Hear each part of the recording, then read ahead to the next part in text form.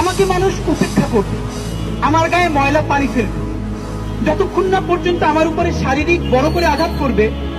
দেখেন এখানে 3.5 লাখ ভোটার, সবাই কি আমাকে পছন্দ করবে? এটা কোনো কথা? আমাকে একবার বললো যে আমি এটা আপনাদের মাধ্যমে কার মাধ্যমে ভাইরাল হয়েছে জানি না, আমাকে অনেক বন্ধুরা বললো কি তোমাকে এই কথাটা বলা ঠিক হয়েছে, কাটাবন মসজিদের সামনে জনসংযোগ করছি।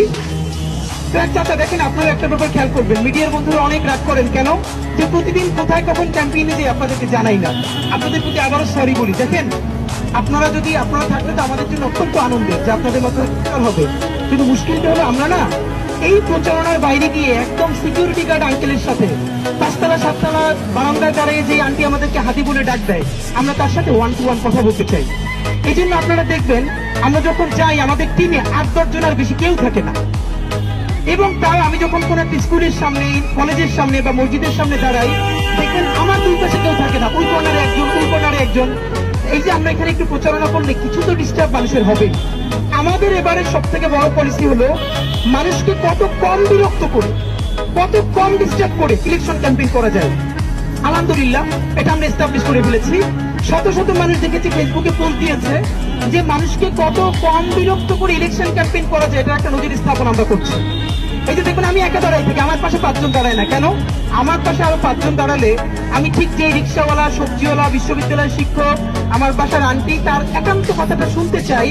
আমার পাশে যদি আমার বন্ধুরা দাঁড়াই থাকে বা মিডিয়ার 5 জন ভাই থাকে, কিন্তু আমার সাথে এসে কথা বলতে কমফোর্ট ফিল করবেন না। তিনি তো ক্যামেরার সামনে কথা বলতে চান না, তিনি আমার সাথে একান্ত কথা বলতে চান। আমার সাথে 10 জন থাকলে তিনি কথা বলতে চান না। এই জন্য আপনাদেরকে কাউকে না জানাইয়া আমরা হুটহাট গিয়ে এক এক বাড়ির সামনে দাঁড়াই, স্কুল কলেজের সামনে দাঁড়াই, চা খাই, বাড়ির দারোয়ানের সাথে কথা বলি, এবং আমরা তাদের কাছ থেকে রিয়েল রেসপন্সটা শুনবার চেষ্টা করি। আপনারা নিশ্চয়ই মিডিয়ার বন্ধুরা দেখেছেন এরকম কয়েকটা ব্যাপার ঘটেছে। শাহজাহানপুরে সেদিনকে আমরা হেঁটে আসছি, বাড়ির 5তলা থেকে এক আন্টি হাত বাড়াইয়া যে আন্টি হাতি দাঁড়াও এইটা বলে দাঁড় করে তিনি তার বাচ্চাকে পাঠাইছেন আমাদেরকে জন্য খাবার দিয়া, এবং ফোন নিয়ে পাঠাইছেন যে ওর ছবি তুলে আনো তোমার সাথে গিয়া।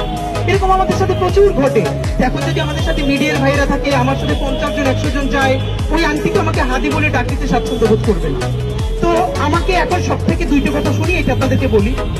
প্রথমত যেটা পুলিশ ইম্পর্টেন্ট, এটা আগে বলি যে অনেক আমাদের এইবারের যে গত 2 মাস ধরে রাস্তায় আছে, এটা সব থেকে বড় আমাদের ইম্প্যাক্ট হলো, আমরা আগে ভাবতাম কি যে তরুণরাই আমাদের সব থেকে বড় শক্তি, তারা আমাকে সব থেকে বেশি চেনে, আমাদেরকে ভালোবাসে। বিশ্বাস করেন আমরা অবাক হয়েছি, আমরা যখন রাস্তায় নামলাম 55, 60, 65 বছরের আঙ্কেলরা তারা এইভাবে আমাদেরকে কানেক্ট করবেন, এসে জড়ায় ধরবেন, মাথায় হাত রেখে দোয়া করবেন, আসার পথে আমাদের জন্য রিক্সা ভাড়া দিয়ে দিবেন, খাবার কিনে দিবেন। এইটা আমরা